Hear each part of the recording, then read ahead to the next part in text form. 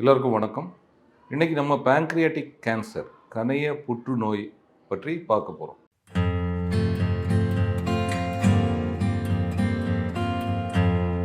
இப்போ கணைய புற்றுநோய் எதனால் வருது?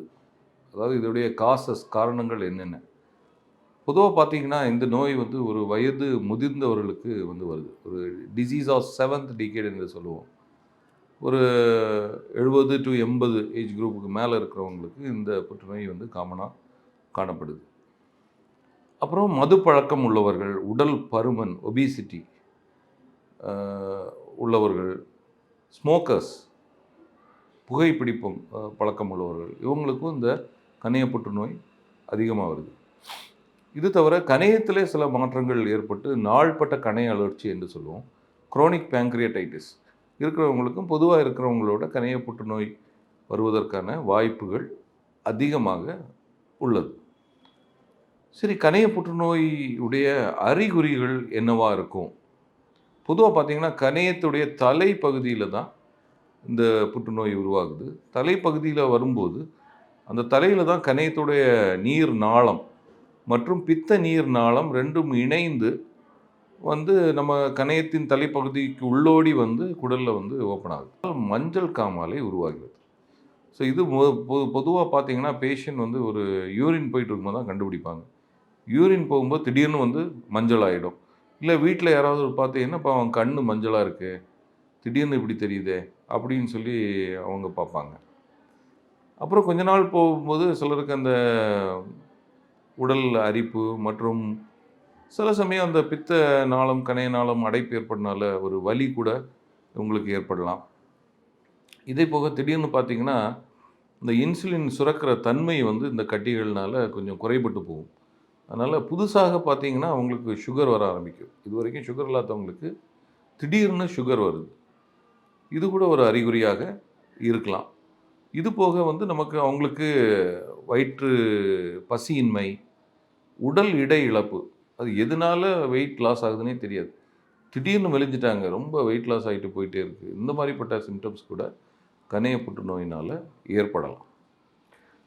சரி, கணைய புற்றுநோயை எப்படி கண்டுபிடிப்பது? அதோடைய என்னென்ன டெஸ்ட்டுகள் இருக்கிறது அப்படின்னு பார்த்தீங்கன்னா, பொதுவாக இனிஷியலாக நார்மல் ஸ்கேன் இருக்கிறது. அதில் ஒரு பித்த நீர் குழாய் அடைப்பு அந்த மாதிரி தான் இதில் தென்படும்.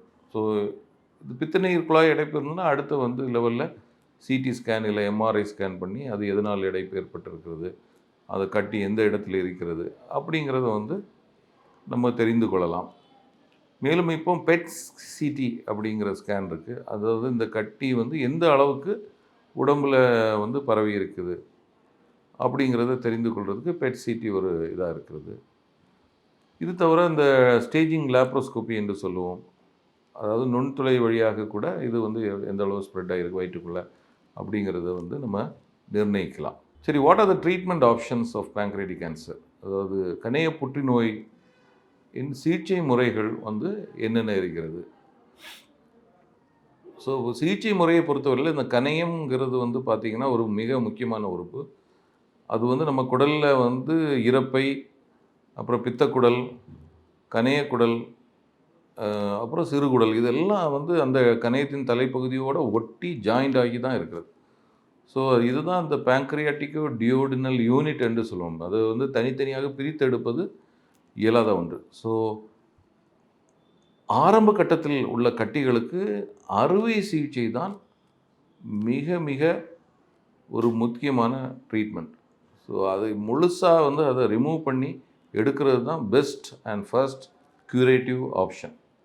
அது யாருக்கெல்லாம் பாசிபிள் இல்லையோ அவங்களுக்கு தான் அடுத்த ஸ்டெப்பில் கீமோதெரப்பி கொடுக்கலாமா, இல்லை வேறு ஏதாவது ஸ்டென்டிங் மாதிரி ஏதாவது பண்ணி ஜாண்டிஸை குறைக்கலாமா, அவங்களுக்கு வலி இல்லாமல் வைக்கிறதுக்கு ஏதாவது ட்ரீட்மெண்ட் இருக்கிறதா அப்படிங்கிறத யோசிக்க வேண்டும். ஸோ இந்த அறுவை சிகிச்சை பார்த்திங்கன்னா நான் இந்த பேங்க்ரியாட்டிக் டியோடினல் யூனிட் என்று சொன்னேன். ஸோ இதை மொத்தமாக அந்த யூனிட்டை நம்ம என் பிளாக்காக தான் எடுக்க முடியும். இதில் கணையத்தை தனியாக எடுக்க முடியாது, குடலை தனியாக எடுத்து பித்தக்குடலை தனியாக எடுப்பது அப்படின்ற ட்ரீட்மெண்ட் இதில் கிடையாது.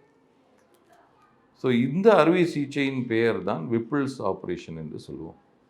இது இப்போ நவீனமாக நுண்துளை வழியாக நம்ம செய்யலாம். அதாவது லேப்ரோஸ்கோபிக் விப்பிள்ஸ் ப்ரொசீஜர் அப்படிங்கிற அறுவை சிகிச்சை கூட நுண்துளை வழியாக நம்ம செய்ய முடியும். இப்போ ஒருவேளை அந்த ஸ்டேஜ் கொஞ்சம் அட்வான்ஸாக இருக்குது, அந்த நெறி நாளங்கள் வழியாக அது கொஞ்சம் பரவி இருக்குது, கணையத்தோட வரக்கூடிய இரத்த குழாய்களில் அது வந்து ஒட்டி இருக்குது, அப்படி இருக்கிறவங்களுக்கு இந்த எண்டோஸ்கோபிக் அல்ட்ராசவுண்ட் என்ற ஒரு இன்வெஸ்டிகேஷன் இருக்குது. அந்த எண்டோஸ்கோபிக் அல்ட்ராசவுண்ட் வழியாக நம்ம ஒரு பரிசோதனை செய்து அது ஒரு டெஸ்ட் பண்ணிவிட்டு அதுக்கப்புறம் அது ஆரம்ப ஸ்டேஜில் இருந்து அதை டவுன் ஸ்டேஜ் பண்ணலாம். அதாவது கீமோதெரப்பி போன்ற மருந்துகளை கொடுத்து அதை சுருக்கி இந்த இரத்த நாளத்திலிருந்து அதை சேஃபாக வந்து நம்ம எடுக்க முடியும். அப்புறம் இப்போதைக்கு நவீனமாக இந்த நரம்புகள் ஒட்டி இருக்கிறதெல்லாம் வந்து even we can reject it, portal vein resection என்று சொல்லுவோம். வித் த டியூமர், அதை டியூமரோடு சேர்ந்து அந்த நரம்புகளை கூட எடுத்து அதுக்கான ரீப்ளேஸ்மெண்ட் நம்ம இயற்கையான நரம்புகள் வழியாகவும், ஆர்டிஃபிஷியல் கிராஃப்ட்ஸ் செயற்கையான இரத்த நாள குழாய்கள் பொருத்தியோ அதை வந்து சரி செய்யலாம். இந்த மாதிரி சிகிச்சை முறைகள் இருக்கிறது. ஒருவேளை அவங்களுக்கு அந்த ஸ்டேஜ் வந்து கொஞ்சம் அட்வான்ஸ் ஆகி பரவி இருக்கிறது அப்படின்னா அவங்களுக்கு பேலியேட்டிவ் மெஷர்ஸ் இருக்குது. அதாவது ஜாண்டிஸை குறைப்பதற்கான ஸ்டென்டிங், அப்புறம் பெயின் இல்லாமல் இருக்கிறதுக்கான சீலியாக் நியூரோலைசிஸ் என்று சொல்லுவோம். இந்த மாதிரிப்பட்ட ப்ரொசீஜர்ஸ், மற்ற பேலியேட்டிவ் கீமோதெராப்பி, இந்த மாதிரிப்பட்ட ப்ரொசீஜர்ஸ் வந்து கணைய புற்றுநோய்களுக்காக இருக்கிறது.